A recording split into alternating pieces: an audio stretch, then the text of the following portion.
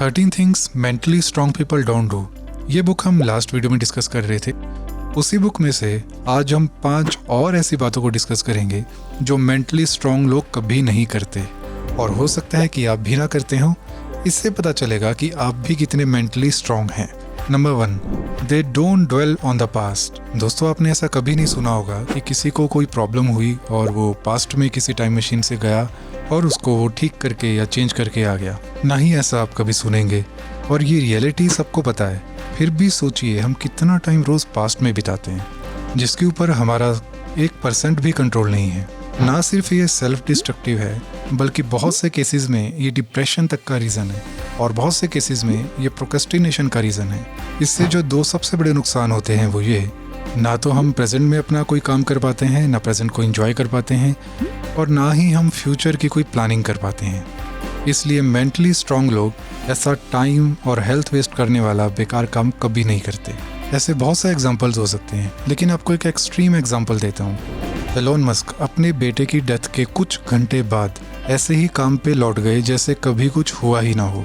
कुछ लोग उनको इसके लिए इनसेंसिटिव समझ सकते हैं, लेकिन ये उनकी इनसेंसिटिविटी ना होकर उनके मेंटली स्ट्रॉन्ग होने की निशानी है। Number 2, they don't make the same mistakes over and over again.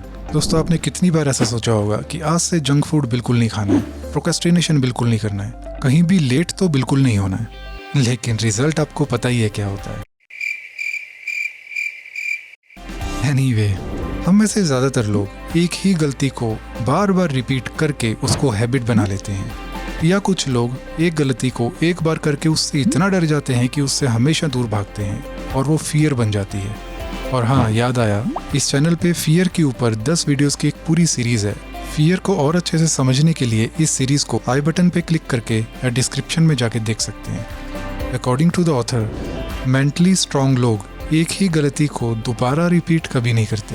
इससे वो अपना टाइम और एनर्जी दोनों बचाते हैं, और वो इस चीज़ का ध्यान ज़रूर रखते हैं कि अगर गलती दोबारा हो रही हो तो कम से कम उसको अलग तरीके से ज़रूर किया जाए। मिस्टेक्स को करने के 2 तरीके हैं। एक तरीका है कि एक ही मिस्टेक को बार बार रिपीट करते रहना। ये हमारी हैबिट्स बन जाती हैं और हमें उन हैबिट्स का स्लेव बना देती हैं, जिससे हम चाहकर भी नहीं निकल पाते। दूसरा तरीका है मिस्टेक्स को अलग अलग तरीक़ों से करना। ये हमारी मिस्टेक्स को हमारा एक्सपीरियंस बना देता है, हमारी नॉलेज बना देता है। एक तरीका और है जिससे हम किसी भी मिस्टेक को बार बार रिपीट करने से बच सकते हैं। अगर ज़्यादा नहीं, 4 से 5 नुकसान की लिस्ट बना लें जो किसी मिस्टेक से होते हैं, और हम उस मिस्टेक को करने से पहले इस लिस्ट को एक बार देख लें, तो हमारे लिए उस मिस्टेक को दोबारा रिपीट करना थोड़ा मुश्किल है। Number 3, they don't give up after the first failure. हम कुछ भी करें उसमें सक्सेस एक बार में या पहली बार में नहीं होती, लेकिन ज़्यादातर लोग किसी भी काम में पहली बार फेलियर फेस करके दोबारा उसको करने की सोचते तक नहीं हैं। फेलियर से हमारा ये डर किसी भी काम में सक्सेस के लिए सबसे बड़ी अड़चन है। इसलिए मेंटली स्ट्रॉन्ग लोग फेलियर्स की परवाह किए बिना अपने गोल के लिए लगातार काम करते रहते हैं, और हर फेलियर को एक नए चैलेंज की तरह देखते हैं। थियोडोर सूस गाइसल जब पहली बार अपनी बुक पब्लिश कराने गए तो पब्लिशर ने उनकी बुक रिजेक्ट कर दी, लेकिन वो दोबारा गए, फिर से रिजेक्शन, तीसरी बार गए, फिर से रिजेक्शन। इस तरह से 20 अलग अलग पब्लिशर्स ने उनकी बुक को पब्लिश करने से मना कर दिया। अब इतने रिजेक्शन के बाद तो कोई भी ये सोच लेगा कि मैं कभी ऑथर बन ही नहीं पाऊंगा, लेकिन डॉक्टर स्यूस ना सिर्फ सक्सेसफुल ऑथर बने, बल्कि उन्होंने अपने करियर में 60 से भी ज़्यादा बुक्स पब्लिश की। फेलियर्स होना नॉर्मल है, लेकिन फेलियर्स के बाद बार बार बाउंस बैक करना मेंटली स्ट्रॉन्ग होने की निशानी है। Number 4, they don't fear alone time. बहुत से लोगों को अकेला रहना बहुत मुश्किल लगता है, लेकिन मेंटली स्ट्रॉन्ग और सक्सेसफुल लोग इसकी वैल्यू जानते हैं। अगर हम कुछ भी अच्छा करना चाहते हैं तो किसी भी और बेसिक नीड्स की तरह अकेला रहना भी एक बहुत इंपॉर्टेंट बेसिक नीड है, जहाँ ना तो हमारे पास कोई व्यक्ति होता है और ना ही हम कोई सोशल मीडिया या कोई और इलेक्ट्रॉनिक गैजेट यूज़ कर रहे होते हैं। अगर आपको भी अकेले रहने से डर लगता है तो आपको जानना चाहिए कि अकेले रहने के कई सारे साइकोलॉजिकल बेनिफिट्स हैं। जैसे सॉलिट्यूड से हमारी प्रोडक्टिविटी इंक्रीज होती है, ये हमारे अंदर सेंसिबिलिटी को बढ़ाता है। अकेले रहने से हमारी क्रिएटिविटी बढ़ती है। अच्छी मेंटल हेल्थ के लिए भी थोड़ी देर अकेला रहना बहुत ज़रूरी है। और अपनी पावर्स को, फोकस को, कंसंट्रेशन को दोबारा पाने के लिए भी ज़रूरी है कि आप थोड़ी देर अपने आप के साथ अकेले ज़रूर बैठें।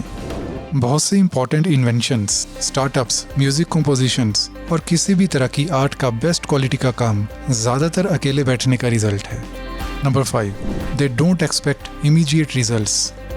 दोस्तों, जादू की छड़ी और अलादीन का चिराग वाली कहानी आपने बचपन में बहुत सुनी होगी, लेकिन रियल लाइफ में रिजल्ट्स इस तरह से नहीं मिलते हैं। मेंटली स्ट्रांग लोगों को पता होता है कि अगर वो कोई काम कर रहे हैं तो उसका रिजल्ट दिखने में बहुत लंबा टाइम लग सकता है, इसलिए वो बहुत पेशेंस के साथ अपने काम को करते रहते हैं। लेकिन दूसरी ओर जो मेंटली वीक होते हैं, उनको सभी चीज़ों का रिजल्ट जल्दी से चाहिए। वो हमेशा इंस्टेंट ग्रेटिफिकेशन के पीछे भागते हैं, इसलिए वे कभी भी लॉन्ग रन में बड़े रिजल्ट्स को अचीव नहीं कर पाते। तो ये थी वो कुछ बातें जो मेंटली स्ट्रांग लोग कभी नहीं करते। आइए एक बार रिवाइज कर लेते हैं कि वो बातें क्या क्या हैं। नंबर 1, वे कभी भी अपने पास्ट के बारे में सोचकर अपना टाइम वेस्ट नहीं करते। नंबर 2, वे कभी भी सेम मिस्टेक्स को दोबारा रिपीट नहीं करते। नंबर 3, वे कभी भी पहली बार फेल हो जाने की वजह से अपना काम नहीं छोड़ते। नंबर 4, वे कभी भी अकेलेपन से या सॉलिट्यूड से डरते नहीं हैं, भागते नहीं हैं। एंड नंबर 5, वे कभी भी इमीडिएट रिजल्ट्स एक्सपेक्ट नहीं करते। This is the end of this video. Video अच्छी लगी हो तो शेयर एंड लाइक करें और चैनल को ज़रूर सब्सक्राइब करें। तो मिलते हैं नेक्स्ट वीडियो में एक नए टॉपिक के साथ। तब तक के लिए all the very best and thanks for watching.